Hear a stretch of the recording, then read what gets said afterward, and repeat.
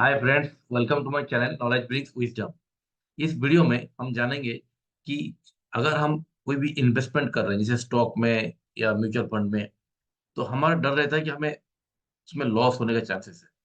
तो हम ये लॉस को कैसे अवॉइड कर सकते हैं, क्योंकि स्टॉक्स में, म्यूचुअल फंड में लॉसेस होने का चांसेस तो है, और बहुत लोग लॉसेस की वजह से इन्वेस्ट भी नहीं करते हैं। और कुछ लोग इन्वेस्ट कर लेते हैं और उनको पता नहीं है कैसे स्टॉक से लॉस से बचना है, और वो लॉस बुक करके फिर से एग्जिट करते हैं। मतलब जो फिक्स डिपॉजिट में इन्वेस्ट करने से 7% मिलता है, स्टॉक्स और म्यूचुअल फंड में इन्वेस्ट करने से कुछ 10-12%, 2-3-5% ज्यादा मिलेगा करके इन्वेस्ट तो करते हैं। लेकिन जो 5-6% या 7% फिक्स डिपॉजिट में मिलता है, उससे भी कम, उतना भी नहीं मिलता है, और उससे कम, उल्टा, जो अगर 1 लाख उसने इन्वेस्ट किया, उससे कम 60-70 थाउजेंड, 80 थाउजेंड उनको बाद में रिटर्न मिलता है, जो कि 1 साल 6 महीना उसमें इन्वेस्ट करने के बाद, ट्रेड करने के बाद। तो ऐसा क्यों होता है, और बहुत सारे लोगों को ऐसा होता है। तो ऐसा, ये जो लॉसेस शेयर मार्केट और इन्वेस्टमेंट्स, इक्विटी रिलेटेड इन्वेस्टमेंट में है, उसमें से कैसे खुद को हम सेव कर सकते हैं, इस वीडियो में हम जानेंगे फ्रेंड्स। चलिए शेयर करते हैं। ये मैं कुछ पीपीटी तैयार किया हूँ, जो कि आपको बहुत ही मदद करेगा शेयर मार्केट का लॉस और म्यूचुअल फंड का जो इक्विटी इन्वेस्टमेंट का लॉस में से आपको सेव करने के लिए। क्योंकि अगर आप नए इन्वेस्टमेंट कर रहे हैं, आपको ये बेसिक चीजें कोई बताता नहीं है। नॉर्मल लोग बोलते हैं कि हाँ, उसमें बहुत अच्छा रिटर्न मिलेगा, बहुत अच्छा वेल्थ क्रिएशन हो पाएगा लॉन्ग टर्म में, लेकिन उसके बारे में एग्जैक्टली नहीं बोलते हैं कि क्या प्रॉब्लम। तो एग्जैक्ट प्रॉब्लम अगर आप सॉल्व प्रॉब्लम पहले समझेंगे नहीं, तो आपको लॉस बुक करने के चांसेस बहुत ज्यादा है। क्योंकि ये आप देख सकते हैं कि 80 से 85% ट्रेडर्स जो है, वो अपना जो स्टॉक्स मार्केट में मनी लूज करते हैं। ट्रेडर्स का मतलब ये है कि स्टॉक्स में जो इन्वेस्ट करते हैं, सेल करते हैं और बाई करते हैं, और फिर सेल कर लेते हैं 1 दिन में, 2 दिन में, 5 दिन में। स्टॉक बाइंग सेलिंग, या म्यूचुअल फंड का कुछ बाइंग सेलिंग किया, बाई किया, फिर कुछ दिन में फिर सेल करने की कोशिश किया, शॉर्ट टर्म में गेन करने की कोशिश किया, तो उसमें 80 से 85% ट्रेडर्स का लॉस होता है। और normally 70% of the inter trader do not last. मतलब 70% लोग जो है, वो 1 साल तक भी स्टॉक मार्केट में इन्वेस्ट नहीं कर पाते हैं, क्योंकि उनको लॉस बुक करके वो डर जाते हैं और इन्वेस्ट करना बंद कर देते हैं। और 90% जो है वो मैक्सिमम 3 साल तक रहते हैं। मतलब स्टॉक मार्केट जो है या इक्विटी इन्वेस्टमेंट जो है, आप, अगर आपको पता नहीं, तो लॉन्ग टर्म में बहुत अच्छा रिटर्न देता है। लेकिन प्रॉब्लम क्या है, लोग सिर्फ 1 साल या मैक्सिमम 3 साल तक ही उसमें इन्वेस्ट कर पाते हैं, और इन्वेस्ट करके अपना जो कैपिटल है उसको लॉस करते हैं, लॉस बुक करके फिर एग्जिट कर लेते हैं। तो ये एक्चुअल में जो हो रहा है, रियल में हो रहा है। लेकिन हमें हमें मालूम ये है कि स्टॉक मार्केट या म्यूचुअल फंड में इन्वेस्ट करने से लॉन्ग टर्म में बहुत अच्छा वेल्थ क्रिएट होगा। बहुत लोग करोड़पति बने हैं, मल्टी बिलियनर बने हैं। लेकिन एक्चुअल जो केसेस है, परसेंटेज वाइज ये प्रॉब्लम। तो ये हमें समझने की जरूरत है, क्योंकि बहुत बहुत सारे लोगों ने स्टॉक मार्केट में इन्वेस्टमेंट भी किया है और लॉस भी किया हुआ है। तो इसे कैसे अवॉइड कर सकते हैं। तो ये डिफरेंट वे से मैं बताऊंगा क्या क्या प्रॉब्लम्स है, कैसे कैसे हम उसे अवॉइड कर सकते हैं। तो इन्वेस्टर जो है often frequent buying selling of short term, for short term gain.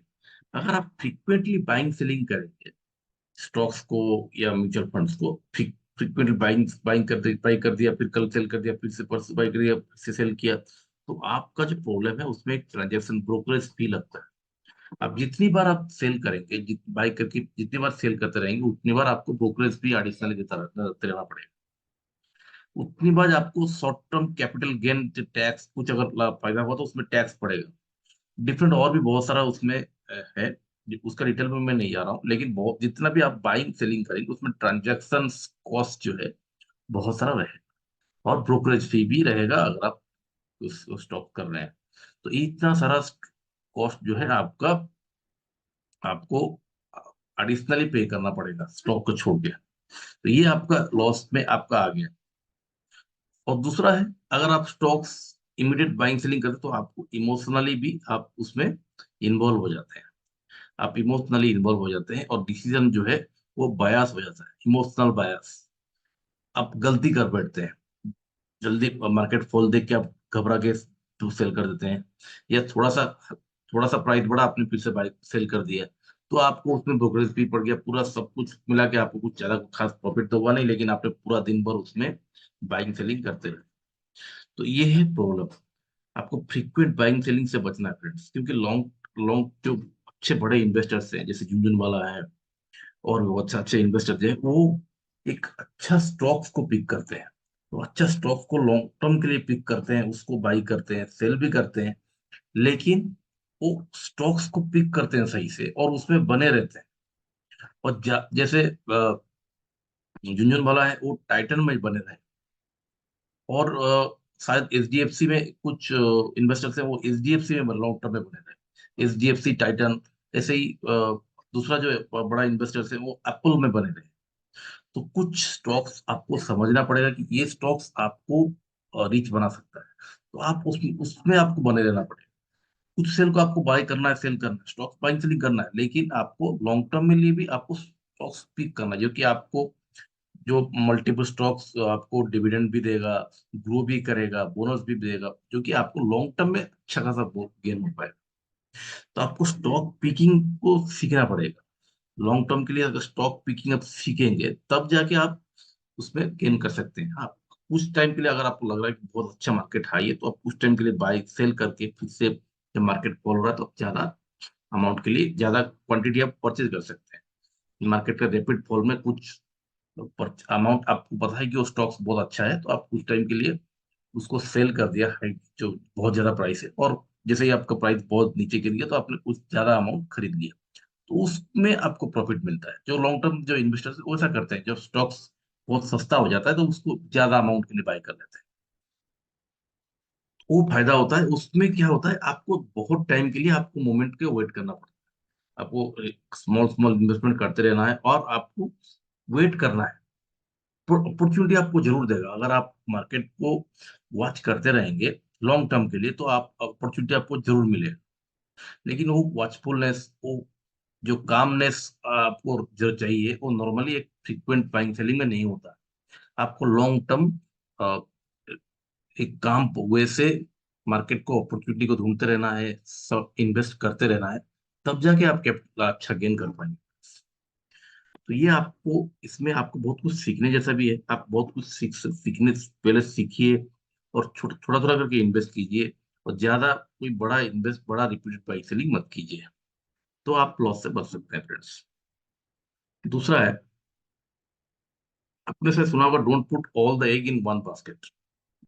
कोई भी स्टॉक्स, कोई भी स्पेसिफिक म्यूचुअल फंड, कोई भी स्पेसिफिक सेक्टर, जैसे आपको लग रहा है कि आईटी ग्रो कर रहा है, तो आईटी में ही आपने इन्वेस्ट कर रहे हैं। जैसे आपने कोई पर्टिकुलर एक स्टॉक टीसीएस ग्रो कर रहा है, तो टीसीएस में कंटिन्यूस इन्वेस्ट कर रहे हैं। एक ही स्टॉक में जितना पैसा सारा इन्वेस्ट कर दे रहे हैं, ऐसा भी नहीं होना चाहिए। कोई भी सेक्टर में, जैसे आईटी, आईटी में ही सारा डिफरेंट आई, जैसे इन्फोसिस है, टीसीएस, डिफरेंट आईटी कंपनी, सिर्फ आईटी कंपनी में सारा सेक्टर में इन्वेस्ट कर रहे हैं, ऐसा भी नहीं होना चाहिए।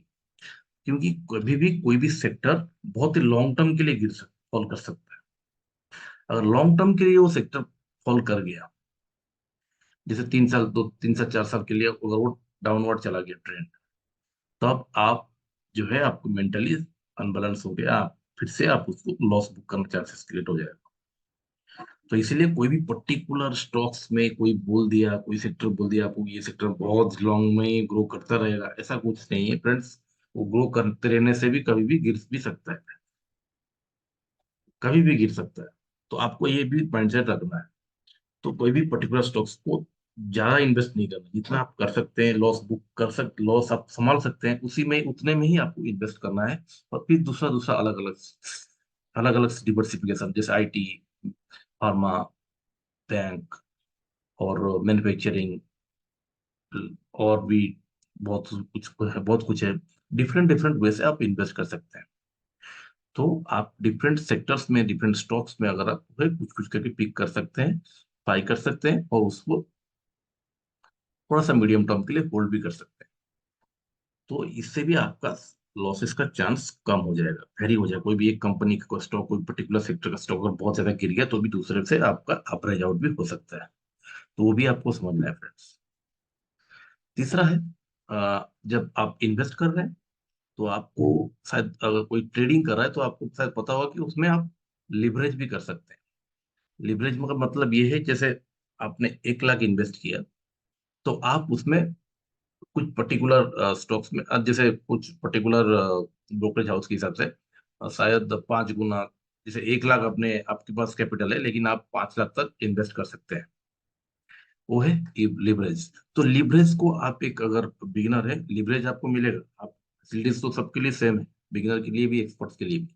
लेकिन अगर आपने लिवरेज ले लिया, आपने आपके पास कैपिटल है 1 लाख, लेकिन आपने लिवरेज लेके आपको ब्रोकर दे रहा है कि 5 लाख तक आप इन्वेस्ट कर सकते हैं।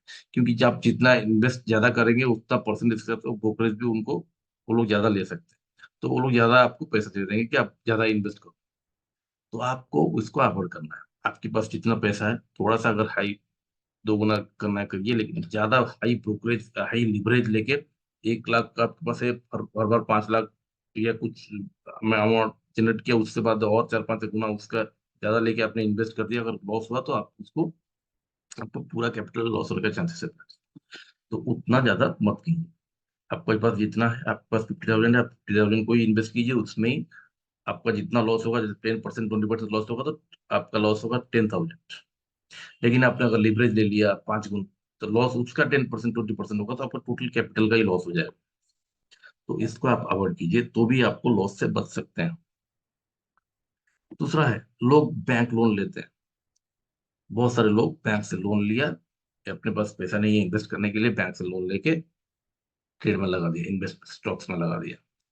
स्टॉक्स गिर गया, तो वो लोग फिर बैंक को पैसा देने के, आपके उनके पास पैसा नहीं है कि वापस करें। तो इस वजह से लोग सुसाइड भी कर रहे हैं। लोग दूसरा बिजनेस की कंपैरिजन में अगर आप देखेंगे तो 50%, 15% लोग सिर्फ इस इंडस्ट्रीज में सुसाइड करते हैं। तो इसमें से, क्योंकि क्या है, अगर आप लोन ले लिया तो आपको पैसे तो वापस आप नहीं कर सकते। आपने लॉस कर दिया, आपने, आपके पास तो पैसा नहीं था, आपने लोन करके पैसा ले लिया इन्वेस्ट करने के लिए, और आप पैसा को आपने लॉस कर दिया, आपको बस वापस देने के लिए पैसा नहीं है, तो आपको वो जब पकड़ेगा तो आप उससे अच्छे कि आप खुद सुसाइड कर लेते हैं। तो ऐसा भी होता है। तो डोंट, आप बैंक से लोन लेते हैं, बहुत सारे इन्वेस्टर्स बैंक में लोन लेते हैं, लेकिन आप एक इनिशियल स्टेज में बैंक में लोन लेने को अवॉइड कीजिए। आपके पास जितना है थोड़ा थोड़ा करके सीखिए, इन्वेस्ट कीजिए, स्मॉल स्मॉल इन्वेस्टमेंट कीजिए। ये लोन, लिवरेज, किसी से मांग के पैसा लेना, कोई बोल दिया उसमें इन्वेस्ट कर देना रैंडम, उसको अवॉइड करने से आप लॉस से बच सकते हैं और अपना लाइफ को भी बचा सकते हैं friends।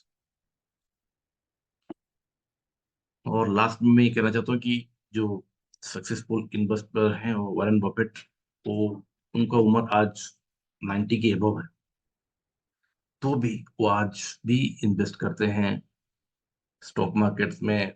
और आप बहुत ज्यादा वेल्थ क्रिएट करने के बाद लॉन्ग टर्म भी एक हेल्दी लाइफ जी रहे। एक बच्चे की तरह उनका एटीट्यूड है सीखने का, उनका इंटरेस्ट, उनके बारे में और आप जानेंगे तो आप कितना कितना एक्साइटिंग उनका लाइफ है, और कितना कुछ सीखते हैं, और उनके साथ साथ में भी एक हेल्दी लाइफ जीते हैं friends, long and healthy life.